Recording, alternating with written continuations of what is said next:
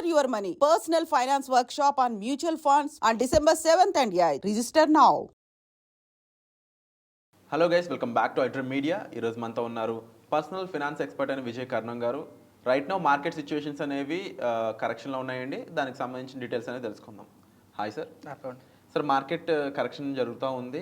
మెయిన్గా impacting reason అనేది అదానికి సంబంధించిన ఇష్యూ నడుస్తుంది కాబట్టి దాన్ని మెయిన్గా ఆయన సిమెంట్స్, పోర్ట్స్ చాలా రంగాల్లో ఉన్నారు.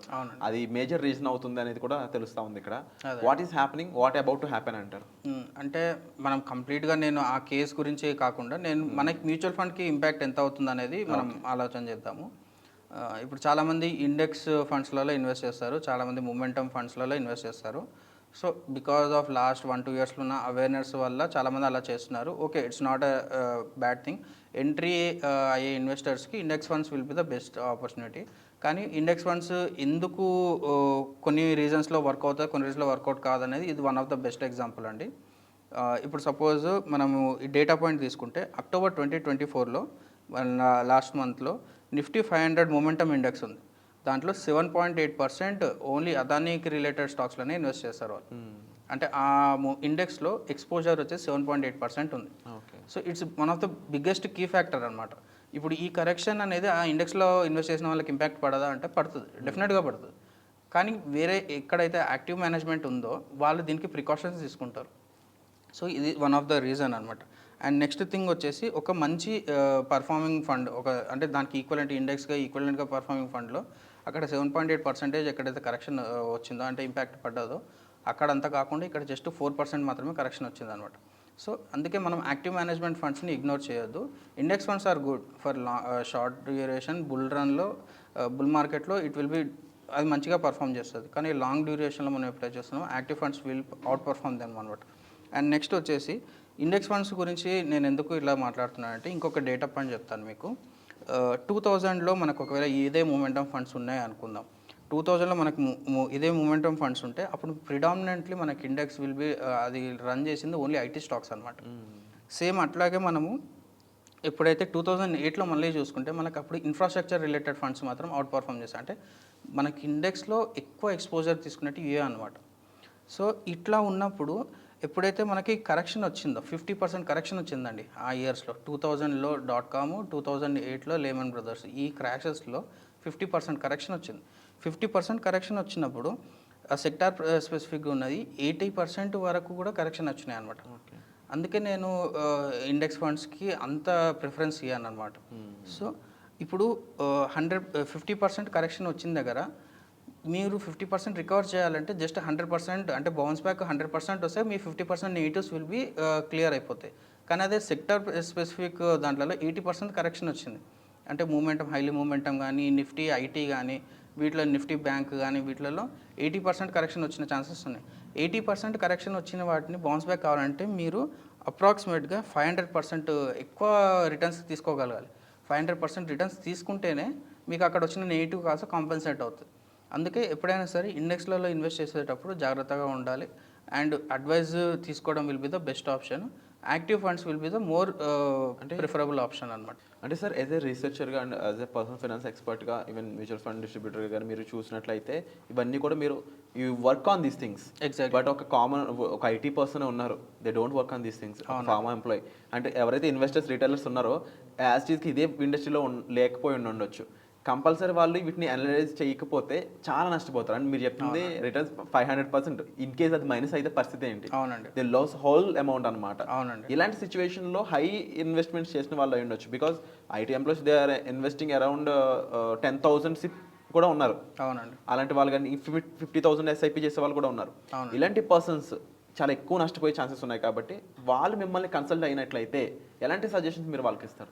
డెఫినెట్గా అండి, మనం ఇంతకుముందు వీడియోలో మాట్లాడుకున్నట్లు అందరికీ ఒకటే సెట్ కాదు. వాళ్ళ రిస్క్ అప్టైట్, వాళ్ళ రిక్వైర్మెంట్స్. ఇప్పుడు సపోజ్ ఒక పర్సన్కి 1-2 ఇయర్స్లోనే రిక్వైర్మెంట్ ఉంది అంటే వాళ్ళకి ఎస్ఐపిస్ అంత పెద్దగా వర్కౌట్ కావు. SIPs will not work for them. కానీ లంసమ్స్లో వాళ్ళకి వర్కౌట్ అవుతుంది. లంసమ్స్లో అది కూడా డ్యూరేషన్ ఎక్కువ ఉంది, ఎస్టీపీ తీసుకోవాలి, లేదు అంటే లంసమ్ కన్జర్వేటివ్ ఫండ్స్ తీసుకోవాల్సి వస్తుంది. Okay. So it depends on funds, depends on their requirement అంట. అండ్ మోర్ ఓవర్ ఎస్ఐపిస్లో కూడా మనము ఏ ఫండ్లో ఎస్ఐపి చేస్తున్నాం అనేది కూడా కరెక్ట్గా చూసుకోవాలి. ఎందుకంటే కొంతమంది అండర్ పర్ఫార్మెన్స్ ఫండ్లో కూడా ఎస్ఐపిస్ చేస్తున్నారు. ఈవెన్ దో వాళ్ళు అక్యూములేట్ చేసుకున్న యూనిట్స్ ఎక్కువ ఉన్నా కానీ లాంగ్ రన్లో అది పర్ఫార్మెన్స్ చేయలేదు అని అంటే ఇట్ విల్ బీ లైక్ అంటే వాళ్ళు ఎన్ని రోజులు చేసిన కాంపౌండింగ్, వాళ్ళు ఎన్ని రోజులు చేసిన ఏమంటారు వాళ్ళు చేసిన సాక్రిఫైసెస్ కానీ దానికి వర్త్ ఉండదు అనమాట. సో మనం ఏం చెప్తాము అంటే రీబ్యాలెన్సింగ్ కూడా చేసుకోవాలి మనం. ఎవ్రీ 2 to 3 years మీరు ఇంతవరకు ఇన్వెస్ట్మెంట్ చేస్తున్నారు, లేకపోతే ఆల్రెడీ ఇన్వెస్ట్ చేసిన వాళ్ళు ఉంటారు. ఇప్పుడు మనం చూస్తున్న వ్యూవర్స్లో కూడా చాలామంది ఆల్రెడీ ఇన్వెస్ట్ చేసిన వాళ్ళు ఉంటారు. వాళ్ళ పోర్ట్ఫోలియో రీబ్యాలెన్స్ చేసుకోవడం కొంచెం ఇబ్బంది. ఇక్కడ చాలా మంది కూడా డివేట్ అయ్యి ఇబ్బంది పడే సిచ్యువేషన్ ఇదే సార్, రీబ్యాలెన్సింగ్ ద ఫండ్స్ అనమాట. అది చాలా టిపికల్ థింగ్ కదా. How you handle? So thing ఏంటి అంటే ఇప్పుడు సపోజ్ ఒక పెద్ద కార్పస్ ఉన్న వాళ్ళు రీబ్యాలెన్సింగ్ చేయాలి అనుకున్నప్పుడు వాళ్ళకి మెయిన్ ట్యాక్సేషన్ ఇష్యూస్ వస్తాయండి. ఇప్పుడు ఒక 1 CR కానీ ఒక 50 lakhs కానీ ఆల్రెడీ ఇన్వెస్ట్మెంట్ చేసిన వాళ్ళు ఉన్నారనుకోండి, వాళ్ళు విత్డ్రాల్ చేస్తే వాళ్ళు ట్యాక్స్ ఇంప్లికేషన్స్ ఎక్కువ ఉంటాయి. సో అప్పుడు మనం గ్రాడ్యువల్గా ఎక్స్పోజ్ తీసుకోవాలి, గ్రాడ్యువల్గా రీబ్యాలెన్సింగ్ చేసుకోవాలి. లేదు అనుకుంటే ఒకటేసారి రీబ్యాలెన్సింగ్ చేసుకొని దాని ఇంప్లికేషన్స్కి రెడీ ఉన్నారా లేదా ఇన్వెస్టర్స్ అనేది మనం చూసుకోవాల్సిందనమాట. అది డీటెయిల్గా మనకి ఈ 1-to-1 మనకు తెలుస్తుంది అండి. అంటే నేను ర్యాండమ్గా చెప్పలేను అనమాట. ఎందుకు అంటే ఇప్పుడు ఒక పర్సన్ ఉన్నాడు, అతని లంసమ్ ఇన్వెస్ట్మెంట్ ఉంది, దాని నుంచి అతను రీబ్యాలెన్స్ చేసినా కూడా అతనికి రిక్వైర్మెంట్ ఇమీడియట్గా లేదు. ఇమీడియట్గా లేనప్పుడు అతనికి అప్రోచ్ విల్ బి డిఫరెంట్. కానీ ఒక రిటైర్డ్ పర్సన్ ఉన్నాడు, అతని కార్పస్ మొత్తం ఇక్కడనే ఉంది, అతను ఎక్కువ ఎక్స్పోజ్ తీసుకోలేదు, అతను గ్రాడ్యువల్గా తీసుకోవచ్చు. అంటే నెక్స్ట్ 2 to 3 years వరకు అతను గ్రాడ్యువల్గా ఎక్స్పోజ్ తీసుకోవాలి. టైం పీరియడ్లో మనం exactly over that time period ఒక ఫండ్ నుంచి ఇంకో ఫండ్కి ట్రాన్స్ఫర్ చేయడం కానీ, లేకపోతే ఉన్న వాటి మీదకి వెళ్ళి ఏదైనా వేరే స్ట్రాటజీ చూడడం కానీ, అట్లా it will be completely different approach అనమాట. అండ్ మోర్ ఓవర్ ఇది ఇండివిజువల్స్ డిఫరెంట్గా ఉంటుంది అంటున్నారు కదా. పర్సనల్ అపాయింట్మెంట్స్ అనేవి ఏ విధంగా ఉన్నాయి? మిమ్మల్ని అప్రోచ్ అయ్యడానికి స్కోప్ ఉందా, ఛాన్సెస్? డెఫినెట్గా అండి. మనం ఫస్ట్ అపాయింట్మెంట్స్ అంటే ఏ ఫండ్స్ ఏదైనా చూసుకొని ఫస్ట్ మనం బేసిక్స్ క్లియర్ చేసుకోవాలి. ఫస్ట్ మనం బేసిక్స్ క్లియర్ చేసుకోవాలంటే ఒకసారి వెబినార్కి అటెండ్ అయితే వాళ్ళకి బేసిక్స్ క్లియర్ అవుతాయి. వన్స్ వాళ్ళు మైండ్ సెట్ క్లియర్ అయిపోయి మ్యూచువల్ ఫండ్స్కి when they are get ready, already investment ఉన్న వాళ్ళు కూడా they should definitely get into the course. ఎందుకు అంటే ఒకసారి మనకి టెక్నికల్స్ కానీ దానికి ఉన్న బ్యాక్గ్రౌండ్ మనం తెలుసుకున్నాం అనుకోండి, మనకి 100%లో 50% డౌట్స్ అక్కడే క్లియర్ అయిపోతాయి. అప్పుడు తర్వాత మనం అడ్వైస్ ఇచ్చామనుకోండి, it will be perfect fit అనమాట వాళ్ళకి. సో లాంగ్ రన్లో వాళ్ళకి వేరే ఎక్కడ రిక్వైర్మెంట్ అవసరం పడి, ఫర్ సపోజ్ ఒక చిన్న ఎగ్జాంపుల్ చెప్తానండి. ప్రైజ్ కోర్స్ వెబినార్ అనేది పక్కకు పెట్టేస్తే ఇప్పుడు ఒక చిన్న మిస్టేక్ చేశాడు, ఒక 1 lakh ఇన్వెస్ట్మెంట్ అనేది ఒక చిన్న మిస్టేక్ చేశాడు. ఆ మిస్టేక్ మీద అతను ఒక 5,000 లాస్ బుక్ చేసుకున్నాడు అనుకున్నాం, 5,000 లాస్లో నెగిటివ్ తీసుకున్నాడు. కానీ అదే మనకు ఇతను టెక్నికల్గా కానీ కొంచెం నాలెడ్జ్ తీసుకుని తర్వాత ఇన్వెస్ట్మెంట్ చేశాడు అనుకోండి, అక్కడ నెగిటివ్ బదులు ఒక 5,000 10,000 ప్రాఫిట్ తీసుకునే ఛాన్సెస్ ఉంటాయి. సో ఇది కూడా ఒక ఇన్వెస్ట్మెంట్ లాగా ట్రీట్ చేయండి. ఈ వెబినార్ కూడా ఒక ఇన్వెస్ట్మెంట్ లాగా ట్రీట్ చేయండి. సో డెఫినెట్గా లాంగ్ రన్లో you will get more benefit out of it అనమాట. So wonderful sir. ముఖ్యంగా సార్ చెప్పిన మెయిన్ పాయింట్ ఏంటి అనేది అయితే, మీరు ఏ విషయాలు తెలియకుండా జస్ట్ ఒక ఫ్లోలో ఇన్వెస్ట్ చేసి నష్టపోవడం కంటే కూడా మీరు నష్టపోబోయే అమౌంట్ని క్యాలిక్యులేట్ చేసుకుంటే ఆ అమౌంట్ మీరు రిస్క్ మేనేజ్మెంట్ ద్వారా తగ్గించుకోవడం, లేదంటే ఇండిఫరెంట్గా మీరు దాని నుంచి డబల్ మల్టిప్లై చేసుకొని మీరు ఎర్నింగ్స్ చేసుకోవడం అయినా మీరు చేయాలి అన్నట్లయితే ముందు సబ్జెక్ట్ మీద నాలెడ్జ్ ఉండాలి. ఆ నాలెడ్జ్ గెయిన్ చేయడానికి ఈ వెబినార్ అనేది మీకు 100% యూజ్ అవుతుందండి. అండ్ మీరు ఏదైతే తెలియకుండా అక్కడ అమౌంట్ పెట్టి నష్టపోయే అమౌంట్ ఏదైతే ఉందో దాన్ని మీరు ఇక్కడ ఇన్వెస్ట్మెంట్గా ఈ వెబినార్కి పెట్టినట్లయితే మీరు నేర్చుకునే ఈ నాలెడ్జ్ అనేది మీకు ఎన్నో రేట్లు అక్కడ హెల్ప్ చేస్తుంది. అండ్ మరీ ముఖ్యంగా బేసిక్ ఇన్ఫర్మేషన్ దగ్గర నుంచి మొదలుపెట్టి మీ పర్సనల్ ఫైనాన్స్ని మీరు ఓన్గా మేనేజ్ చేసుకోగలిగే రేంజ్ వరకు వెళ్ళే స్కోప్ అనేది సబ్జెక్ట్లో ఉంది. అండ్ స్టాక్ మార్కెట్ ఈజ్ ఒక వ్యాస్ట్ సబ్జెక్ట్. దీంట్లో ఒక రైట్ ప్రొఫెషనల్ యొక్క హెల్ప్ మీకు ఉందన్నట్లయితే తప్పకుండా మీరు రైట్ ఇన్వెస్ట్మెంట్స్ చేసి రైట్ రిటర్న్స్ చూసేదానికి చాలా స్కోప్ అనేది ఉంటుంది.